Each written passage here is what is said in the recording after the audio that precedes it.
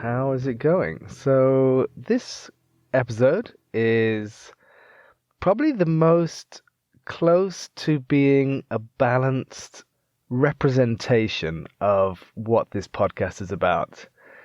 Richi is concerned with how off-grid building or natural building can help people build community and connection and alleviate even depression and a lot of the, oh wow, beautiful robin is just out there doing its thing on this cold, wet day. Totally red front. Anyway, this is not a nature program. Right, back to Richi. She's been working with different universities on various off-grid projects, but always trying to bring the human into what she's doing. And she does that very well. I met her in Japan.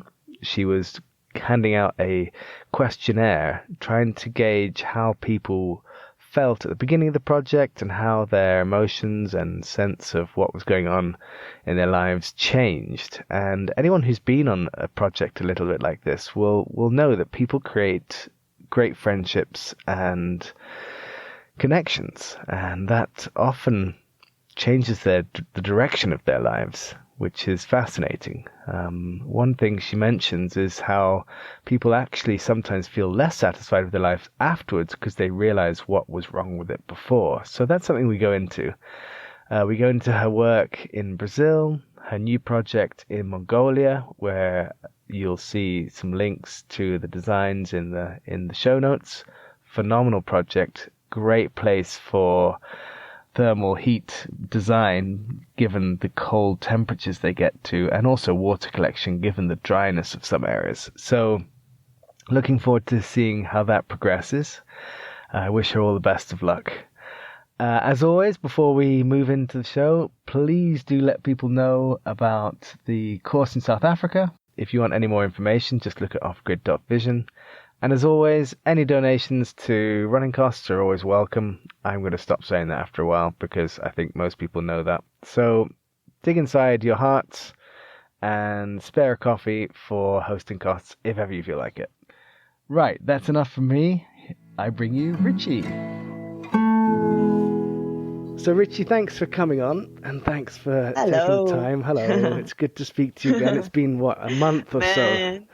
It's been a month. So fast. Yeah, it goes fast, huh? But you've been busy, and so I want to talk about some of the stuff that you'll be doing, the things you're planning.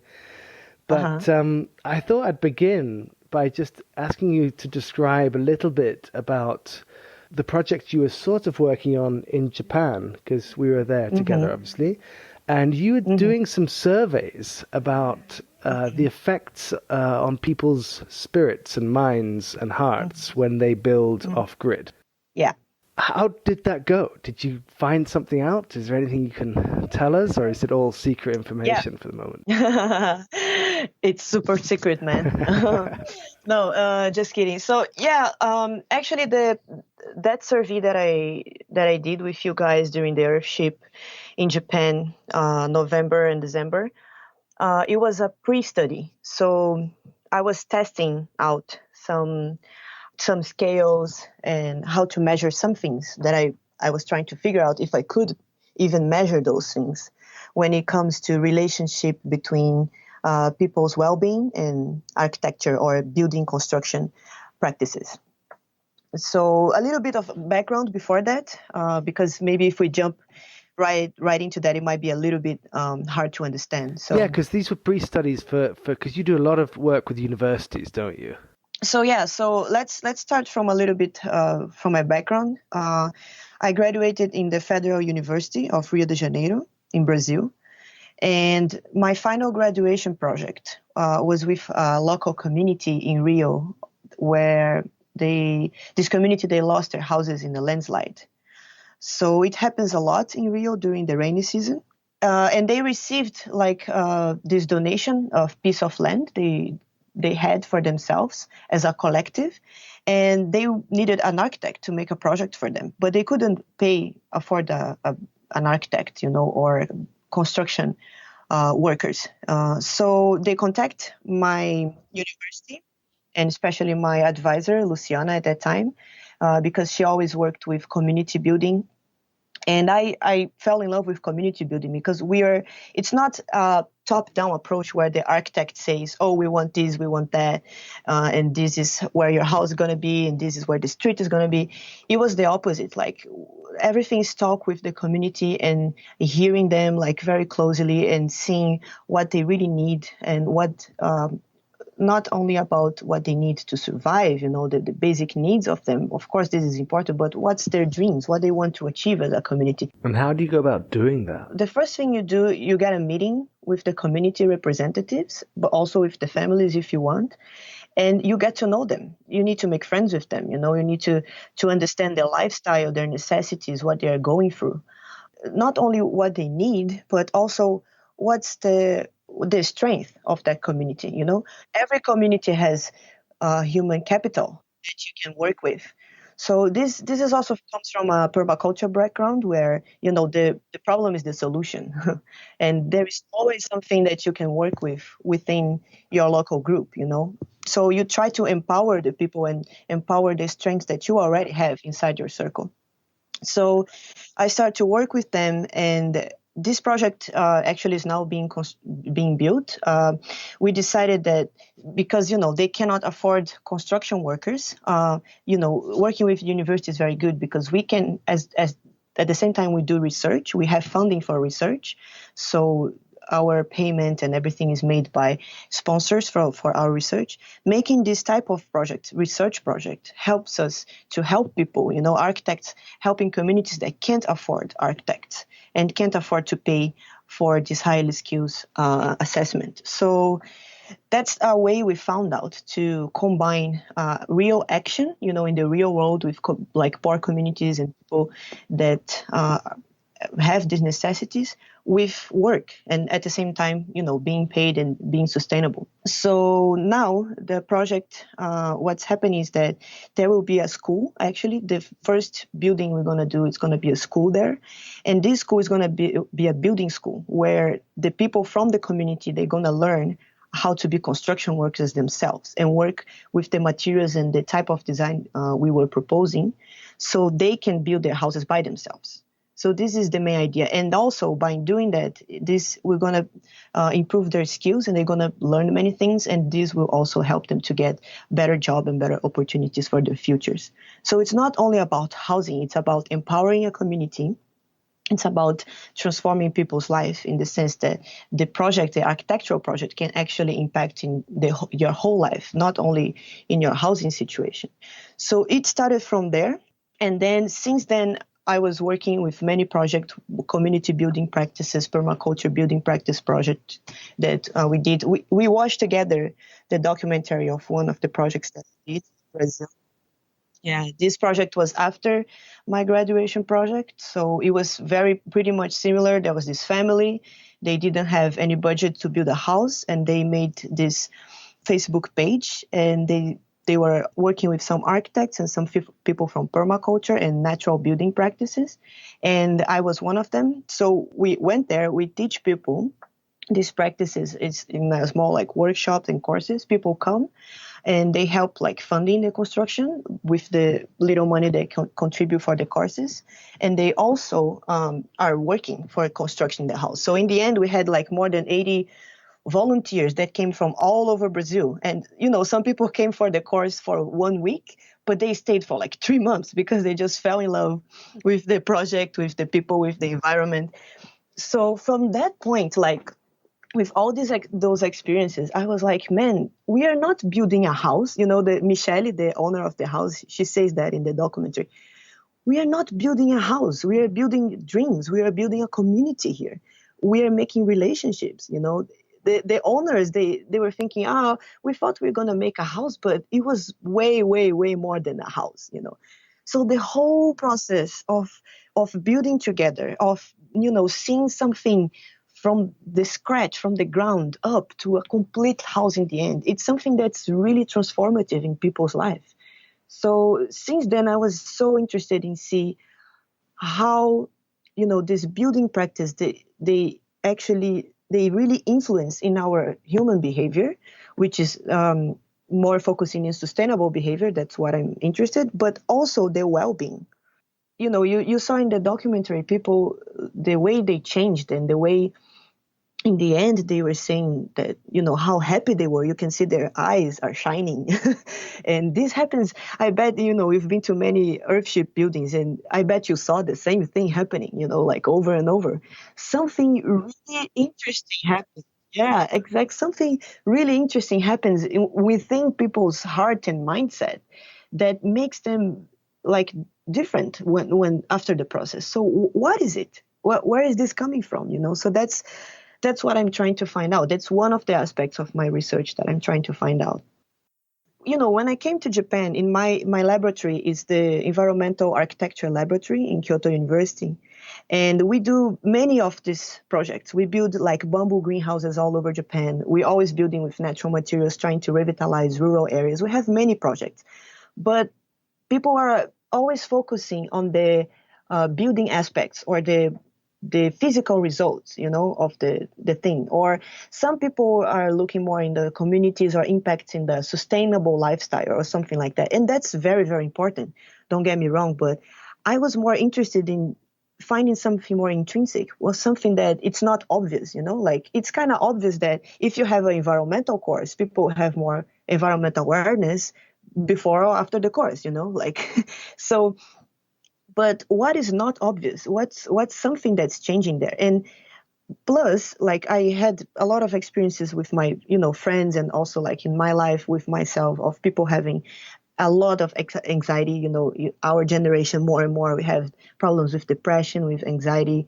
And I lost a friend for suicide, and many of like friends and people that I think are very dear to me, they have been going through very hardcore phases in their life with fighting with depression. So when I had this experience with the building practices, I saw there was like a light or something there that could really help people overcoming these things.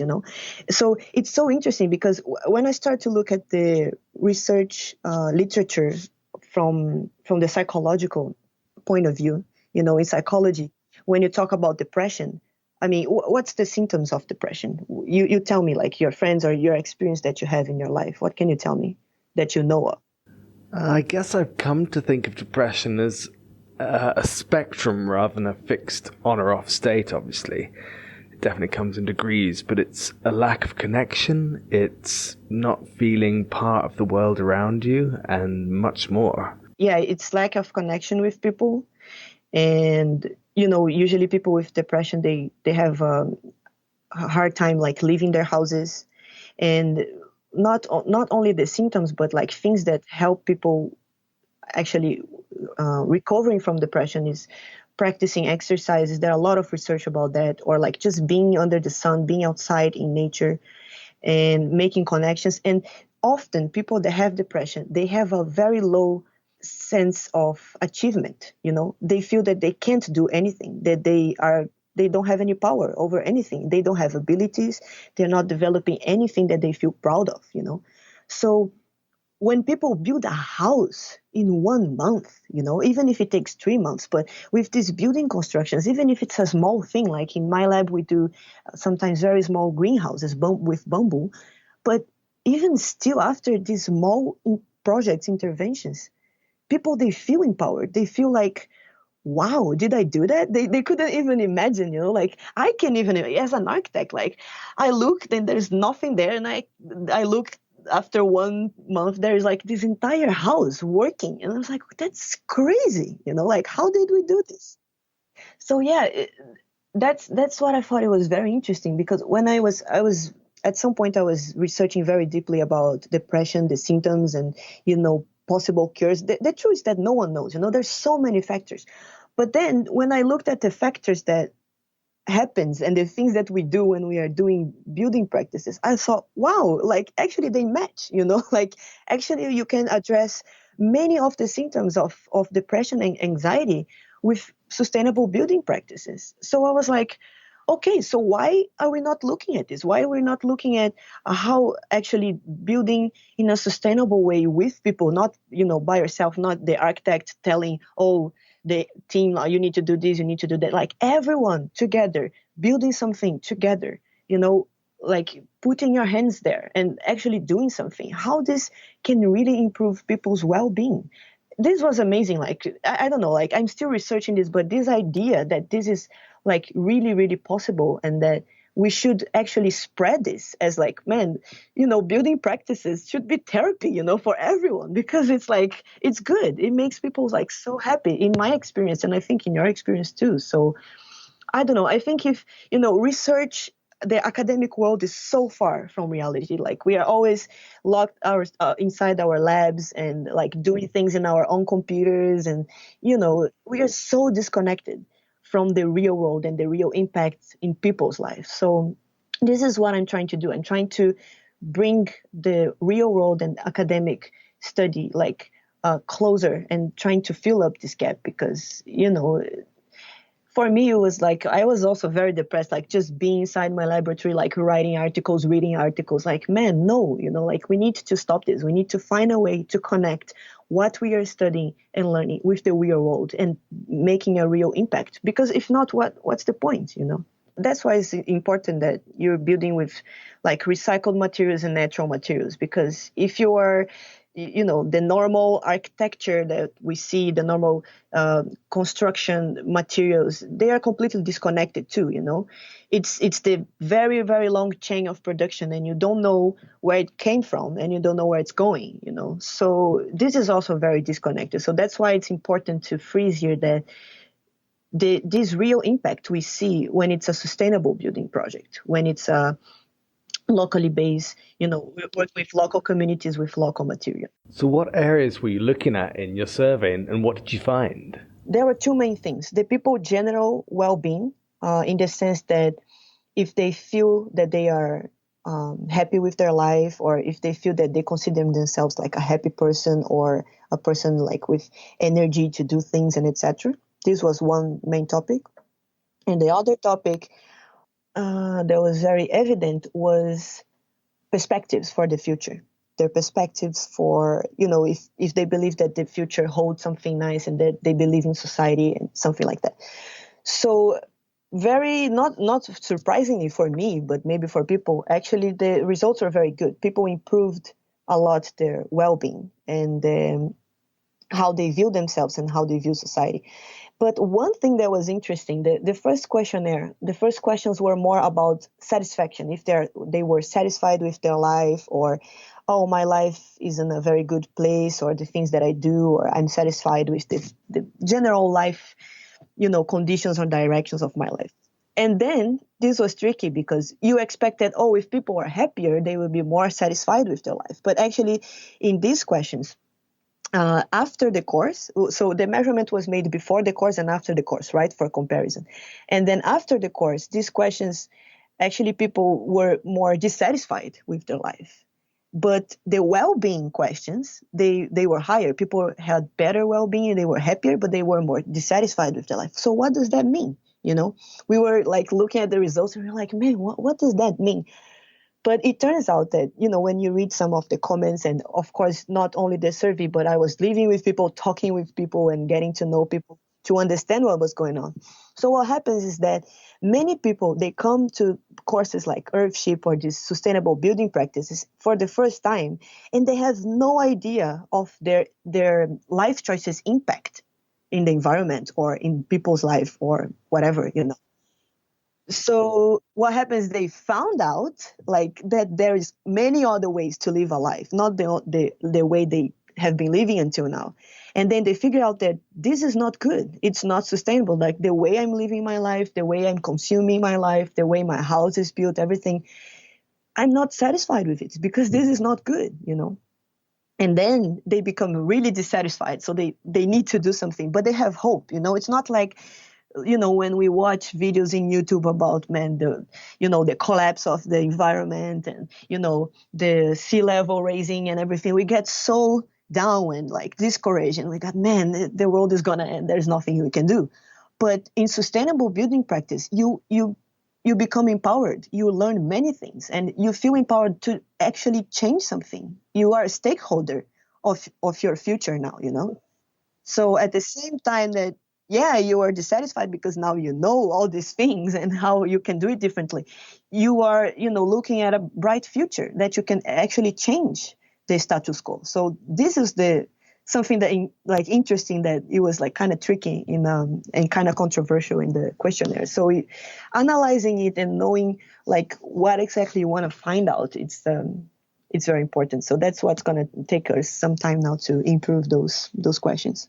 You know, like, oh, I know what I could do to like, you know, have a better sustainable lifestyle, or, you know, have less impact. But then for that, I would need to change probably my work, and I need to change like this and that. I mean, you need to change your lifestyle. You know, we got to a point that you can't simply be in like middle of New York, living in an apartment and not having impact, you know, in the world. There's no way. Like the cities, the way our cities were built, were made, the way our transportation works, everything. So it's hard to talk about that if you don't talk about a real change in the lifestyle, in your behavior. You know, that's why when we research environmental behavior, that's, you know, that should be the ultimate goal of any project, how to improve people's environmental behavior, which is the most difficult part. And, you know, if you read research about, you know, psychological behavior in regards to environment, everyone already knows that only education doesn't make the cut. You know, people know it. They have education. We have like master's students and PhD, like people that study like about the environment, and still in their daily life they don't act environmentally. So why is that? You know, what does really change people environmental behavior? It's not only knowledge. It's not, you know. So this is one thing that it should be the target of our, you know, our action. Like how do we really can change, like improve change people's behavior, you know. And it's a mix of everything. It's a mix of knowledge. It's a mix of you like having feelings, like really like deep connection to these problems. It's a mix of economical situation too, because, you know, I mean, even if someone knows it's better to buy, I don't know, organic products than buying like whatever Chinese brand, and they don't have money for it, they're not going to do it, you know. So being like independently economically, it's a huge thing too, that sometimes it's not only about the choices you make or the knowledge that you have, it's about being able to make these choices, you know. So your work and I mean, everything changes, you know. We need to look at all aspects of life if we want to talk about really changing something.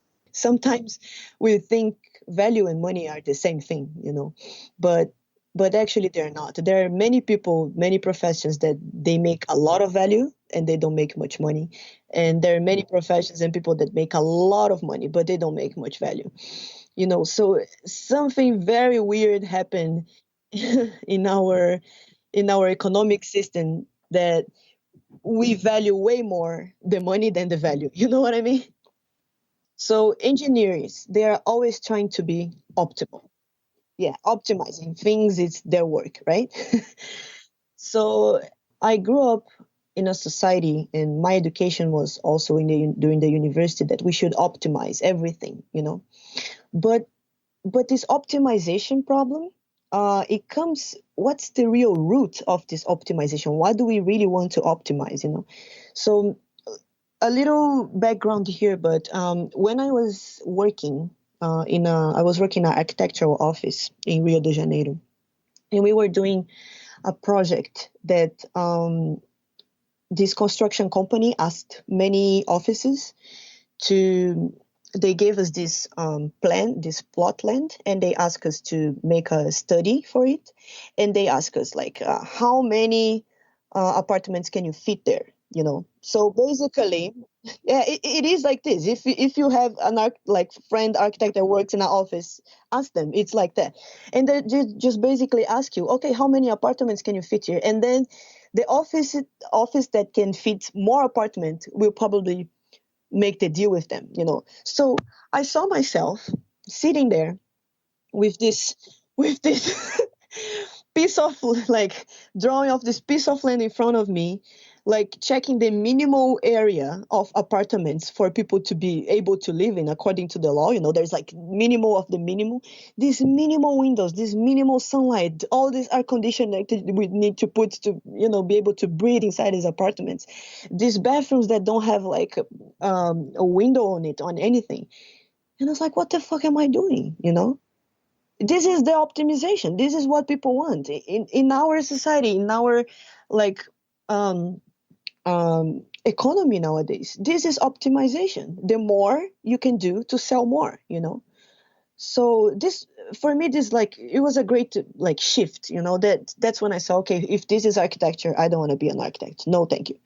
So that's when I started to shift from working in an office to looking towards working with research and trying to do some impacts in the real world with people with really quality stuff. So the optimization problem, it can be very tricky. It's a rat trap, and if you go there, even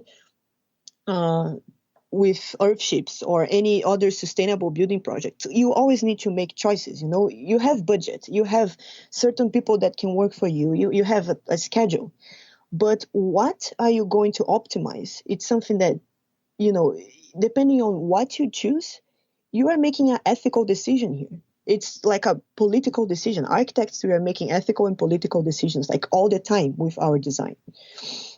So I think this was a big shift, So I learned that, and more I learned what is the real value of things, not the money value, but the real value. So if I'm doing a project that it's going to take more time now, but I can teach people better, I can have a course instead of not having an educational course, for example, maybe it's better to spend more time, because the value that's going to generate, the people that's going to be educated so they can like improve their lives in the future. Yeah. This is a huge value that we don't put it in the final accounting. There is no way you can value education. How much do it's the value of this? Like, how much do you pay in the accounting system? Like after in the Excel sheet, like, how much value I'm making. Some things you just can't put a number to. So this is a big shift. I think it's happening more and more in architecture. My colleagues also from my university, people were questioning themselves. What the fuck am I doing? I'm sorry. I don't know if I'm supposed to I've say changed the bad words. settings on the podcast now. It's yeah, it's fine. Okay. So like, what the hell am I doing? It's like, which kind of values am I creating? And sometimes it's even unconscious that we don't see that we are like so, you know, depressed with those things. But at some point it starts to get into us. Like, I don't even know what I'm doing anymore because I'm creating these things and they have no value at all for people's lives. So, for me, these huge buildings where they have no worry whatsoever about real comfort and real like impact in the environment and then also in people's life quality and well-being and happiness. For me, it's just like putting one box on top of each other and people are shitting on top of each other's head, and that's it. That's how I look at it. Okay, optimizing is a word that's tainted by the idea of shaving every corner to be able to make more money. It's not, yes, it's not a good, but like you said, there's regenerative design. This is a very, very nice term, I think, in research, and permaculture also uses this a lot. We have the intergenerational, how to say this? Intergenerational. Yeah, perfect. Impacts, so this is value. So this should be the target. People's well-being during the construction and after the construction should be the target, what we are looking for. And making, usually when you build something, if you are thinking about the regenerative design, that place where you're making intervention, you are trying to improve the place. The place is going to be even better after your project. Not the same, not worse, better, So this is very difficult to achieve. So for me, this should be the target, not optimization. If you're talking about, of course, you need to like reuse, reduce, and recycle, the 3 R's and everything. This is optimization for me. But the word optimization or the word, efficiency, it can be very tricky, because this is in our culture, it's connected with something it's very dirty. It's like connected to making people work 12 hours a day and like not resting and not caring about people, not caring about environment or impacts or anything like that. So Well, this is the one thing I often talk to students about, is the difference between efficiency and effectiveness. exactly. And obviously, it depends what you're trying to do. I mean, effectiveness is about doing the right thing. Efficiency is doing something well, but it may not be the right thing. Yeah. Now, what we declare as the right thing is where it's at, where this conversation is centering around. I mean, what we're trying to say is you want more life, more biodiversity, more health, more education, more happiness, etc., etc. So my question, if I could sort of put it again, would be, well, how do we create more health and biodiversity and life using these regenerative projects and buildings? I think about examples in China, for example, where they've done these incredible regeneration projects. You see them on YouTube. I look at them all the time, of like deserts turned into green and all this kind of stuff. And it's just such a good feeling to see it.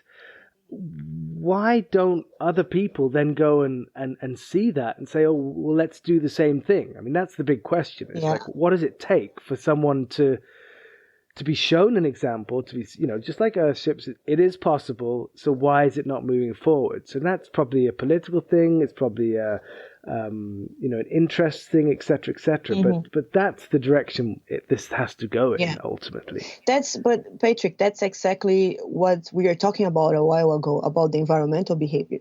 In research, like there's so much research done about this, about people trying to find out what makes people, takes this behavior, that behavior, what makes people have environmental sustainable behavior.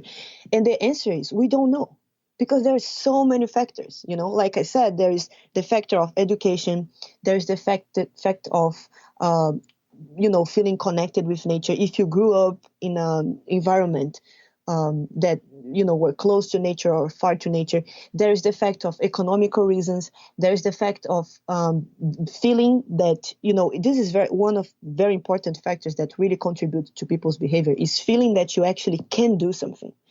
This is something that all researchers agree upon, that if people think that there's nothing they can do, like as an individual, to change that thing, they're not gonna even try. So that's why empowering people, for me, it's one of the biggest things we can do. We can do many things. We can educate people. We can, show as an example, but empowering people, putting people in practice to feel in their skin they can do something about it, and they can actually have a direct impact. This is something that's very powerful, until you build your first house, until you build your first earthship or whatever, you think you look at, this site and say, man, I can't build a house. It's the same for me. When I graduated in university, I was like, man, I have no idea what I'm doing. I have this diploma in my hand. It's like, what the fuck? Like, am I able to do this? Until you build your own thing and you see it finish, then you feel, oh man, I can't, like you prove to yourself that you can do it. So once you do this, once you prove to yourself that you can do it, you can be a stakeholder, like, and of like a change, of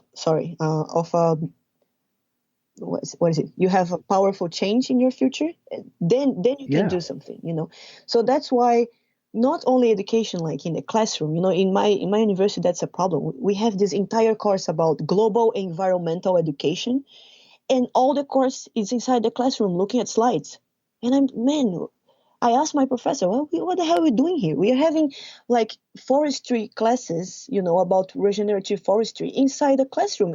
And there's like this whole forests around and these mountains. Like, let's go there. Let's like feel it in our skin and look at with our eyes, and let's like walk in the forest with our barefoot so we know what it is, We can't divide our intellect from our body, like in the Western education, we often think that if we know it, if we know in our minds, if you rationalize it, then we know it, but that's not true. You need to feel in your body, you need to feel in your skin, you need to feel with your heart, you need to breathe it. And after you have this experience, then it's part of you. So that's why we need to bring people and to the fields, and let them try it, let them drink from it, and they will be drunk and they will never let it go again. Sure, no, I hear you. So what are your next steps? I mean, let's talk for a second about Mongolia. What's happening there? I'm curious. Yeah, so last year I started this research project with the Gobi Institute. My friend is she's Mongolia. She's from a herder family, the Uh-huh. nomads. Yep. We call them herders. Nomads is not a better word, the best word, but anyway. And she's from the Gobi Desert, and she studies in Japan now. She founded recently the Gobi Institute, and we went there together to do research with the herder families, to do assessments in their livelihoods and the life conditions. And also, it was very cool because we interviewed the children and we asked them to draw their future, where they wanted to live in their future, because we're trying to figure out if this is the last generations of nomads in Mongolia. Uh-huh. There is a huge shift. People are going to the cities more and more because the climate change, it's making harder to live in the countryside. They have a very harsh winter, minus 40 degrees. It's like crazy. And sometimes they have the hazard winter they call Zod, and when this happens, they lose like all their animals. They are basically herders. And if they lose their animals, they lose everything. So many of these families, they move to the city in, trying to find a better life, job opportunities. But it's very hard. It's very complicated life. And they didn't have formal education. So it's very hard for them also to find jobs. So what happens is that they build their gear, the round houses, like yurts. Yeah, we built one the other day actually in my Yeah. daughter's school. Beautiful. Oh, Yeah. really? You built a Yeah. yurt Yeah, there? yeah, yeah, That's yeah. really cool. It was it with wood and the Yeah, wool? it was. I mean, in all fairness, it was like it was essentially a kit. It was like pre-prepared pieces of wood. We didn't cut them I see, I see. ourselves, but Mm. but it functions pretty much like I mean, I've seen a few of them in my time, but I've never seen a Mongolian one. So I'm in It's no position to amazing. talk about it. It's really cool. And then they when they move to the city, they bring these houses with them. These houses are movable, so because they move around 2, 4, 6 times a year, depending on the environmental situation. But then when they move to the city, they bring those. But what happens is that it's very, very cold, and they don't have access to good electricity, and the house is not insulated enough to keep them warm during the winter. But if you are in the countryside, it's very sparse. There is one family here. After 100 kilometers, I don't know, there's another family. Yeah, So if they're burning coal or animal dung or whatever they're burning to keep them warm, it's not a problem. But when they, everyone moves to the city and there is like all these people burning coal together, and some families, they can't even afford to buy coal because it's expensive for them. And then they burn like tires, they burn pet bottles, they burn anything you can imagine. So it's a chaos. It's the worst, most polluted capital in the yeah, world. It's like yeah. it's worse than Delhi, it's worse than Beijing. During the winter is the worst. So there are so many, like I think you saw the video that I made. There are so many children that are dying, like because of pneumonia, and like it's very bad. It's some new research is associating like natural abortion with the pollution problem, and many people are having like health problems and breathing problems, asthma, like so many things. And the government, they don't know what to do because they don't have enough money, or they don't have also a project that knows how to solve this problem. So me and my friends, we decided to start this project, especially after I came back from the earthship course, which is the gear ship. We want to make house that's a Hmm. combination with the traditional shape of the gear, because these families, they lived in these houses for generations and generations. I asked them, they have a deep connection with these houses. They don't want to live in an apartment with like separated rooms, you know. No. I mean, some of them want, but most of them don't want, especially the families that are, you know, living in the countryside, coming from the countryside. So, so I wanted to make shape of the gear together with the earthship principles to be able to hold, you know, this the temperature inside and to keep these people warm during the winter, and also to collect electricity with solar panels. So we will try to like not use coal at all. So if we achieve this, then you know it's going to be a big shift in Mongolian sustainable situation, because the ADB, you know, the Asian Development Bank, they just Yep. released like a huge project funding for Mongolia. They want to build sustainable social housing districts in Ulaanbaatar, which is very close to what we are trying to do. So, you know, United Nations and like there's so many NGOs also working to try to solve the pollution problem, and not only the air pollution, but they also don't have toilets, they don't have water, they don't have water systems, they don't have anything, man. I was 3 months in Mongolia, and you know, you just use the toilet in the like in the grass, and it's okay in the countryside again, because you know it's not a problem, but when everyone moves to the city, you can imagine how chaotic that is. So why couldn't there be systems of like biodigesters and compost toilets and thermal heating? I mean, it's possible, no? There, it would be possible or not? It is possible, but they don't have this culture, because when they live in the countryside, they just use the toilet like any other animal. You know, we are animals, we go, you know, to the mountain, we do it, and we come back. So there is no culture of building toilets, you know. Hmm. So in the countryside, I think you don't even need it if it's really in the countryside. But if it's a small town or any place where, you know, Sure. more than 20 families live, you need a decent toilet system. So yeah, you can build, but I think there is a lack of knowledge to start with, and I think there is a lack of actually people with the skills to build it. So that's one of the main goals. Like, we want to go there, we want to build one project very well built, and we want to involve the families and the local students from Mongolian universities too, and you know, also other students and people from the local community, and we want to teach them how to do those things so they can reproduce it, you know. When are you going to go? This year there is July for sure, but we didn't choose yet if it's gonna be July, August, and September, or like June, July, August. It's not fixed yet, because right now I'm working on the design. I still need to like finish like many things and improve the design a lot. Um, and I'm working for a builder with like very good experience in doing the earthship thingies, because you know, I I mean, I can build things in Brazil or in tropical countries. I know the materials, and there is no problem with like needing to insulate the floor or anything like that. But I don't have much experience with like minus 40 degrees temperatures, you know. So I'm looking now for partners, and to do this project together, we're going to do a crowdfunding, so we are able to bring everything, and we're also going to provide courses. There's some students from Kyoto University and Japanese students that are interested in going, so these students will probably like pay a fee for the course to help to make the project become true. And there's many NGOs working with us. You know, I sent you earlier today the picture of the family. I was so Yeah. happy. Man, I was so happy when they sent us the picture. Like, oh man, they look so cute. You saw the situation of their Yeah, house, yeah, right? yeah, for sure.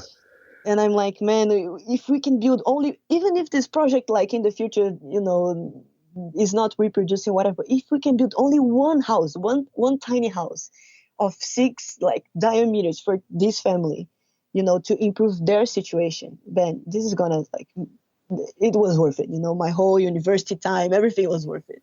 So yeah, Wow. I think we need to focus on these tiny interventions, you know, and yeah, that's what we're trying to do. We're trying to, you know, find the right people to go with us, and we're gonna start the crowdfunding soon. And partnerships like UN. I have some contacts in UN Mongolia. They said they are going to help us, support us, not financially, but they're going to support us in other ways with like maybe the educational course. They're going to support us too. So yeah, I can't give you a exact date right now, but it's going to happen for sure in July. Well, listen, we'll put it on. We'll put a link to the video in the show notes, and you can update me. Yeah. I'll just update the page so people can see that. Yeah, thanks. So if anyone hears this and wants to join in, then great. Richi, listen, it's been an absolute pleasure, as always, to speak to you.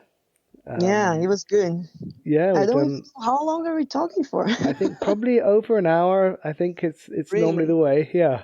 I felt like it was 30 minutes. I hear you. I never know how long people can let me know, of course, how long people like to listen to for. But I've done half an hour. I've done 2 hours. It just depends. But it was time well spent for sure. So we'll be in touch. Yeah, thanks for inviting me, man. I don't even know it's just a conversation, like you said. I don't even know if things will make sense to other people, but we understood each other very well. I don't know. we certainly did, and I'm sure it will make sense. Well, I hope you enjoyed that as much as I did. Before you go, or rather immediately after you've gone, please go down to iTunes, leave a review, help us grow, get more guests, raise more money for projects. We have other projects coming up. You can find news about those on offgrid.vision, where you can also get access to other shows and some phenomenal t-shirts which go towards, well, the profit of which goes towards new projects. If you have any requests for someone to come on the show, do let me know via the site. Until next time, thanks for listening and see you soon.